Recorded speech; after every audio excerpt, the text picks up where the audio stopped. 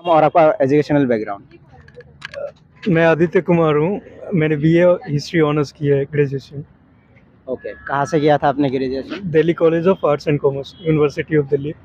Okay sir, ये आपका UPSC में कौन सा अटेम्प्ट था और ऑप्शनल क्या है और मीडियम क्या है आपका? ये मेरा यूपीएससी में सेकंड अटेम्प्ट था। ऑप्शनल मेरा हिस्ट्री है और मीडियम इंग्लिश है।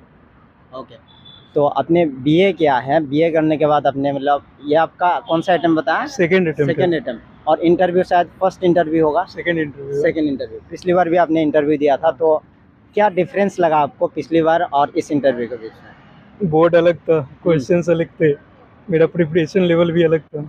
इस बार आपको कौन सा बोर्ड मिला है? शुक्ला सर वो। शुक्ला सर का।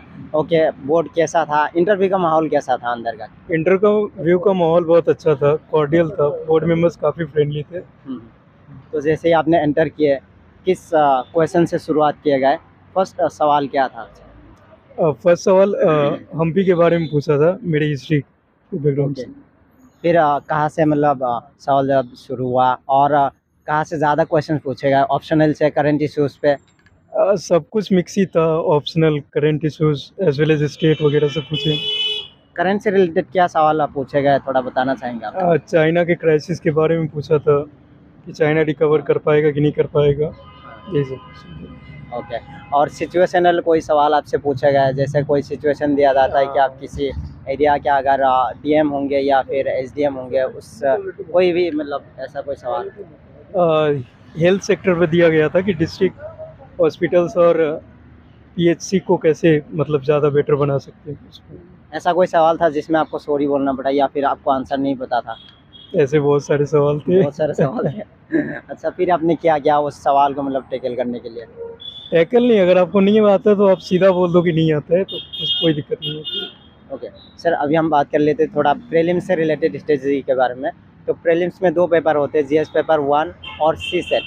जीएस पेपर 1 में आप स्टैटिक पोर्शन को कवर करने के लिए क्या क्या पढ़ते थे, क्या रिसोर्सेज था आपका? एक तो मेरे खुद के नोट्स थे और जो स्टैंडर्ड बुक्स है वो भी, और जो टेस्ट सीरीज हम लगाते हैं उनकी जो आंसर की जो होती है उससे बहुत सारी चीज़ आप पढ़ सकते हैं। ओके, कोचिंग का हेल्प भी लिया था आपने? हाँ सर। ओके, तो कोचिंग के जो भी नोट्स होती है उसका क्या रोल होता है? क्या उससे रिवीजन करने से प्रीलिम्स निकल जाता है? क्लास नोट्स यूज़फुल होते हैं, लेकिन जो कोचिंग के बुक्स रहते हैं वो ऑलमोस्ट स्टैंडर्ड बुक्स के जैसे ही रहते हैं, उन्हीं की समरी रहती है, तो उनमें ज़्यादा कुछ अलग नहीं होता, लेकिन क्लास नोट्स हेल्पफुल होते हैं। ओके, करंट अफेयर्स को कवर करने के लिए आप क्या क्या पढ़ते थे? क्या सोशल मीडिया का भी आपने सहारा लिया उसमें? नहीं, ज़्यादा नहीं, मोस्टली ईयर इन जो बुक्स आती हैं उसको यूज़ किया था मैंने। आप ज़्यादातर बुक्स प्रेफर करते थे या फिर ऑनलाइन मटेरियल जैसे टेलीग्राम हो गया, यूट्यूब हो गया, फिर विकिपीडिया हो गया, ये सब? मैं ज़्यादा बुक्स प्रेफर करता हूँ। बुक्स प्रेफर करते हैं। ओके, तो सी सेट के बारे में क्या कहना चाहेंगे? सी सेट हर साल टफ होते जा रहा है। इस बार भी जैसे कि आपने देखा होगा 2023 प्रीलिम्स में सी सेट में आईआईटी कैट लेवल के सवाल पुट किए गए हैं और उसमें ह्यूमैनिटीज़ बैकग्राउंड के जो भी स्टूडेंट्स हैं उनको काफ़ी दिक्कत आ रही है। सी सेट के लिए हमें अपना कंप्रहेंशन मजबूत करना पड़ेगा, और जो बाकी के सवाल है उनमें आसान सवाल ढूंढने पड़ेंगे। ढूंढना बहुत ज़रूरी है, क्योंकि आपको सारे नंबर नहीं लाने, आपको सिर्फ 66 नंबर लाने हैं। उसके लिए आप कंप्रहेंशन यूज़ कर सकते हैं, और जो मैथ रीजनिंग वगैरह के सवाल हैं उनमें जो आसान सवाल है उन्हें चुन के आप कर सकते हैं। किसी भी एग्ज़ाम में 10, 15, 20 आसान सवाल रहते ही रहते हैं, तो अगर हम उन्हें पिन पॉइंट कर सकते हैं तो ईजी हो जाएगा। अच्छा, अभी आपको क्या लगता है कि सी सेट के लिए कोचिंग लेनी चाहिए, क्लासेस ज़रूरी है? मुझे नहीं लगता कि क्लासेस ज़्यादा हेल्पफुल होंगी। आप कोई भी मटेरियल लेके बेसिक मैथ्स या फार्मूलाज लगा सकते हो, और कंप्रहेंशन वो प्रैक्टिस से सही होगा, उसमें क्लासेस ज़्यादा कुछ नहीं करती। ओके, सी सेट में आप आपने पीवाईक्यू कैसे एनालिसिस किया था और कितने साल की मतलब पीवाईक्यूज़ का आपने प्रैक्टिस किया था? मैंने ज़्यादा प्रैक्टिस नहीं किया था, क्योंकि मेरा कंप्रहेंशन थोड़ा ठीक ठाक था, और मैथ्स के कुछ क्वेश्चंस मुझे मतलब ठीक ही था मेरा। ओके, अभी 2024 का प्रीलिम्स भी आने वाले हैं, तो इस समय भी बहुत सारे एस्पिरेंट्स ऐसे होंगे कि जिनका प्रिपरेशन अच्छी नहीं हो पाई है, तो वो कैसे सिलेबस को अभी भी कवर कर सकते हैं? इसमें यहाँ पे कोई भी कॉन्फिडेंट नहीं होता कि कोई भी ये नहीं कह सकता कि मैंने पूरा सिलेबस कवर कर लिया है। तो उसके लिए मैं यही कहना चाहूँगा कि आपने जो भी कवर किया है उसके आधार पे आप टेस्ट सीरीज़ लगाएं और देखिए कि आपकी परफॉर्मेंस क्या है। अगर आपकी परफॉर्मेंस रेंज में आ रही है मतलब आप तैयार हो, continue to revise and continue to practice, that will help. Sir इसमें भी एक और सवाल होता है कि टेस्ट सीरीज कब तक लगाए और कितने टेस्ट सीरीज मिनिमम लगाने चाहिए प्रीलिम्स के लिए?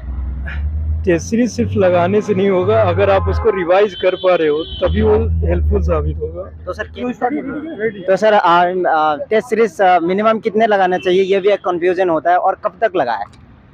10-15 लगा सकते हो, और आखिरी में मतलब प्रीलिम्स के 15-20 दिन पहले ख़त्म करके रिवाइज करना चालू कर देना चाहिए, specially static portion as well as आपने जितने टेस्ट लगाए हैं उनको फिर से रिवाइज कर लें, और टेस्ट को यूज़ करें आइडेंटिफिकेशन करने के लिए कि आप कहाँ पे वीक हो और कहाँ पे आपकी स्ट्रेंथ है, तो उसके लिए। ओके सर, यूपीएससी काफ़ी अनप्रेडिक्टेबल है और इसमें कई सारे एक्सपीरियंस कहते हैं कि प्लान भी बहुत ज़रूरी है, बहुत चर्चित भी है कि प्लान भी होना चाहिए या नहीं, यही सवाल। तो आपके हिसाब से क्या मतलब, प्लान भी होना चाहिए या नहीं होना चाहिए? अब वो सभी के लिए कॉन्टेक्स्ट स्पेसिफिक होता है, पर्सन टू पर्सन डिफरेंट करेगा, तो सबका केस स्पेसिफिक है, वो इंडिविजुअलिस्टिक चॉइस पे डिपेंड करेगा। आपके हिसाब से प्लान भी क्या होना चाहिए? कोई other state PCS exam, one day exam, या फिर कोई जॉब होना चाहिए प्लान भी? अब वही वो उनके प्रोफाइल पे डिपेंड करेगा, अगर वो जॉब ले सकते हैं तो जॉब भी ले सकते हैं, नहीं तो स्टेट पीसीएस के लिए तो जा ही सकते हैं। ओके, आप अभी यूपीएससी के साथ साथ कोई जॉब वगैरह कर रहे हो या फिर कोई और एग्जाम में फोकस कर रहे हो या फिर ओनली यूपीएससी के लिए। Only UPSC. ओके, तो लास्ट में 2024 प्रीलिम्स के लिए जो भी एस्पिरेंट्स तैयारी कर रहा है उनके लिए आपका लास्ट मैसेज क्या रहेगा? इन समय को वो कैसे यूज़ करें? सारे स्टैटिक पोर्शन को बार बार रिवाइज करें और टेस्ट सीरीज लगा के देखें कि आपकी क्या वीकनेस है और क्या स्ट्रेंथ है, और उसके बेसिस पे काम करें। ओके सर, आपका 2 बार इंटरव्यू हुआ है, पिछली बार भी आपने इंटरव्यू दिया था, इस बार भी आपने इंटरव्यू दिया है, तो कहाँ कमियाँ रह रही है जिसके वजह से, मतलब कहाँ कमियाँ रह गई थी जिसकी वजह से आपको सेकेंड अटेम्प्ट में भी मतलब इंटरव्यू देना पड़ा? यूपीएससी में रिटन सबसे ज़्यादा मैटर करता है, मेंस और इंटरव्यू का भी रहता है, तो मेंस मेरा थोड़ा ज़्यादा उतना अच्छा नहीं हुआ था। ओके सर, चलिए आपको बहुत बहुत कंग्रेचुलेशंस, उम्मीद करेंगे कि आपका सिलेक्शन हो जाए। Thank you.